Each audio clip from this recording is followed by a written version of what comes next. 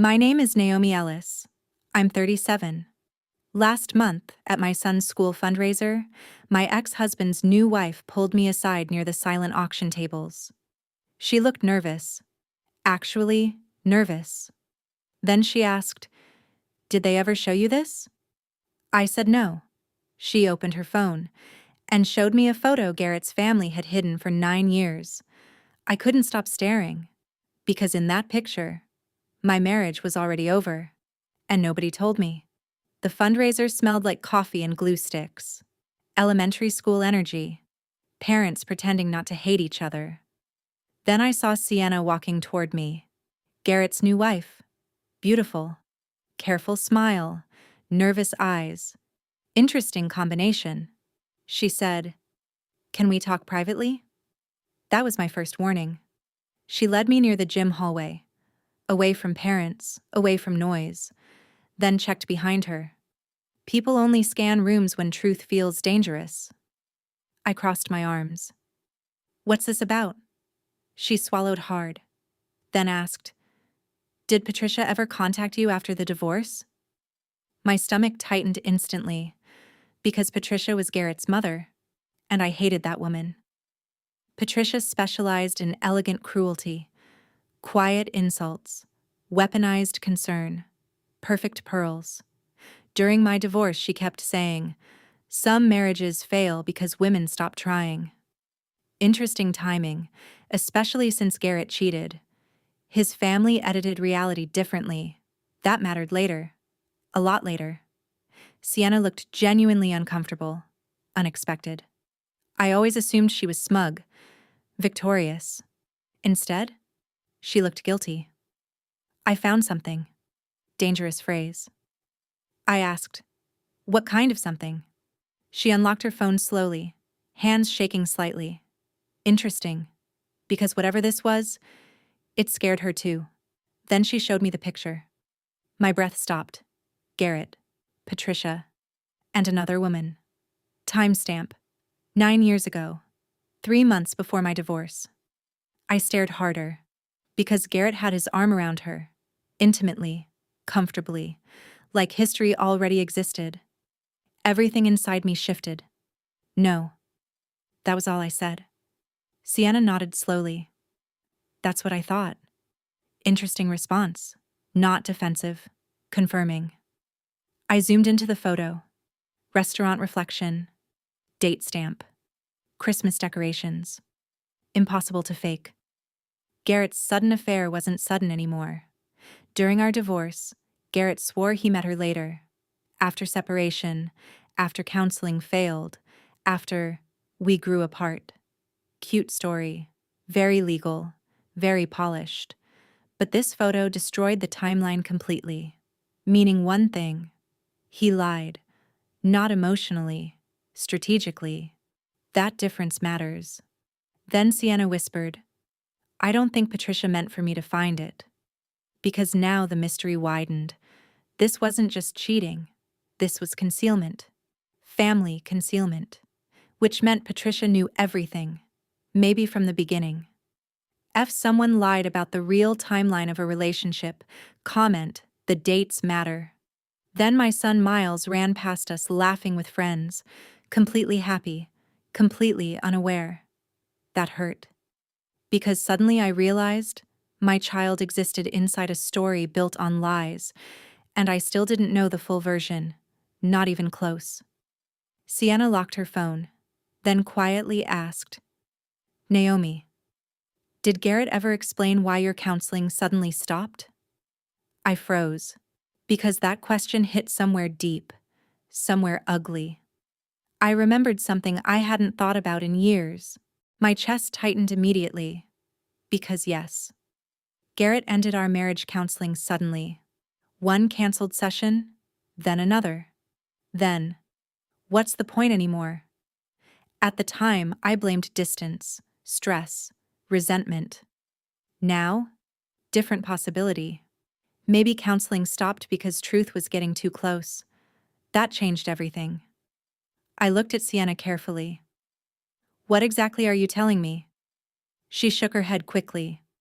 "I don't know everything. Honest uncertainty. Rare. Then. But I know Garrett lied to both of us.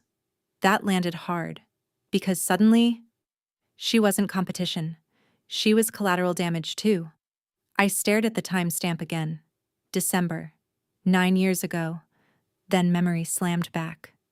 Garrett skipped my office Christmas party that year. Said he had family obligations. Interesting phrase. I remember crying over it. Alone. Pregnant. I didn't know it yet. But apparently Patricia's family obligation included another woman. Who is she? Sienna answered quietly. Her name's Claire. Patricia always hated me. Too emotional, too independent, too working class. But Claire? Blonde. Country club energy. Old family connections. Suddenly Patricia's behavior during my marriage made horrifying sense. Garrett always claimed Claire was just someone he met later. Cute story. Except this photo destroyed later. And if he lied about when, what else did he lie about? Affairs? Money? Counseling? The divorce itself? Once timelines crack, everything becomes suspicious. That's the danger of hidden photos. Sienna whispered, I found it in Patricia's old keepsake box. Keepsake box. Not hidden digitally, physically saved. People preserve emotionally important moments, which meant Patricia treasured this picture. That chilled me instantly, because normal mothers don't scrapbook affairs. Then I remembered something strange. Years ago, Miles drew Daddy and Grandma's friend. I laughed it off. Thought nothing of it. Children draw random adults constantly. Now, not random. Not random at all. My son may have seen Claire long before I knew she existed. Sienna checked the hallway again. Nervous. Real nervous. Garrett doesn't know I showed you. Interesting. Because she feared him. Not me. That mattered. A lot. I asked carefully, why now? Silence. Then she whispered, because I think I'm next. If someone's perfect relationship timeline suddenly stopped making sense, comment, start connecting dates. Then Sienna showed me another photo. Close up. Claire wearing a silver bracelet. My stomach dropped instantly. Because I knew that bracelet. Garrett bought it during our marriage. Said it was for a client gift. No. No, no, no. I realized his lies were older than the divorce itself. Then Sienna said the sentence that wrecked me. Naomi. Pause. I think Patricia helped him hide women for years. Silence. Pure silence. Because cheating husbands are one thing. Families protecting them? Different level of betrayal entirely. I wanted every answer. I couldn't stop staring at the bracelet. Silver chain. Tiny sapphire charm. Garrett gave it to a client. That's what he said. I remember because we argued about money that week. I realized I may have funded another woman's gift. That made me physically sick. Sienna whispered, there are other photos. I looked up instantly. How many? Silence. Then. Enough. Interesting answer. Not dramatic. Careful. Which meant she already knew this could destroy multiple timelines. And judging by her face, she hadn't shown me the worst one yet. Then memory hit me hard. Patricia hosted a family dinner that winter. I wasn't invited. Garrett said, Mom thought you needed rest. I was 7 months pregnant. Alone. At the time, cruel. Now, potentially strategic, because maybe someone else attended instead. Did Garrett love her? The question escaped before I could stop it. Sienna hesitated. That hesitation hurt. Then, I think Patricia wanted him to. Different answer. Important answer. Because now this wasn't just cheating. This was family engineering. My marriage felt manipulated from outside too. Then I remembered the hospital visit. Miles was born early. Garrett disappeared for hours. Said work emergency. Interesting timing. I looked at Sienna. Was Claire around during my pregnancy? Silence. Then a tiny nod. Boom. Everything inside me went cold. I finally asked, "Why are you showing me this?" Her eyes filled immediately. Interesting. Not guilt. Fear. Because Patricia started doing it to me too. Boom. There it was. Cycle repetition. She keeps introducing Garrett to women she likes better. God. That woman? Sienna stopped looking like my replacement. She looked trapped. I laughed softly. Dark laugh. Of course he married someone his mother could control. Sienna looked down instantly. That reaction mattered. Because apparently, I wasn't entirely wrong. Then she whispered, "I didn't understand you before." That line hit harder than apology, because women often meet each other through men's lies first, truth later. Then another memory surfaced. Miles's first birthday party. Patricia furious because Garrett left early. At the time, I thought family drama. Now? Maybe not. Maybe he left to see Claire. Maybe Patricia covered it. Maybe everyone except me knew pieces. 9 years of memories started rearranging themselves. If old memories suddenly made sense after one piece of truth, comment, it all connected. Then Sienna showed me the final photo. Garrett, Claire, Patricia, and Miles's baby stroller in the background. I stopped breathing, because that stroller was ours. Meaning, my child was physically present near Garrett's affair, and nobody told me. Nobody. I looked at the picture again. Then noticed something worse. Patricia was smiling at Claire, the exact way she smiled in family photos with me. Same pose, same warmth, same approval. Boom. That was the real betrayal. Not that Garrett cheated. That his family emotionally replaced me before I even left. I zoomed into the stroller photo again. Blue fabric. Tiny tear near the handle. Definitely ours. No doubt. My stomach turned. Because this wasn't emotional overlap anymore. This was physical overlap. My son had unknowingly existed inside Garrett's double life. That changed everything. Sienna whispered, "I think Patricia wanted Claire from the beginning. Not love, not chemistry. Selection. Family-approved replacement." I laughed softly. Of course she did.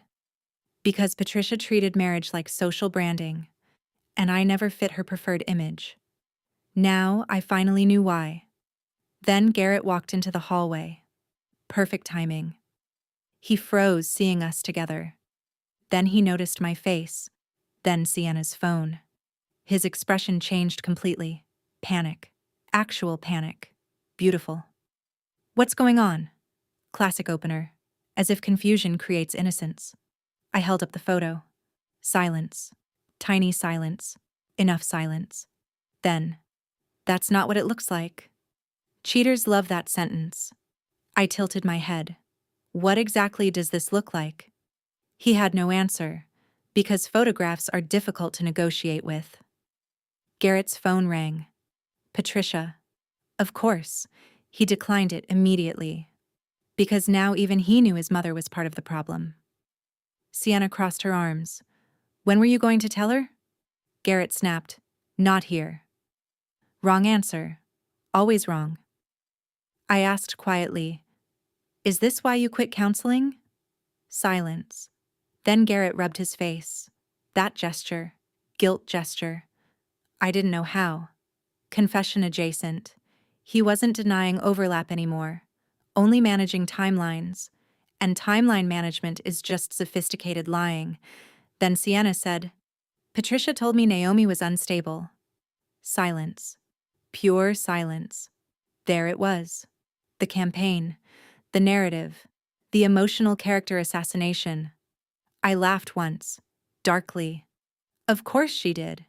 Because women are always unstable when they ask inconvenient questions. Classic system. Garrett finally looked ashamed. Actually ashamed. "Naomi." I held up my hand. "No. Not yet."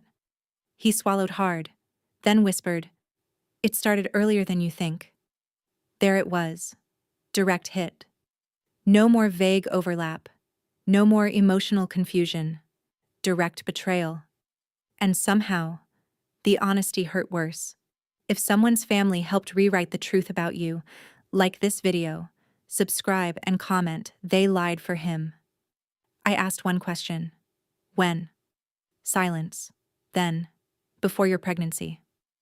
Everything inside me went still, because suddenly, Miles was conceived inside betrayal.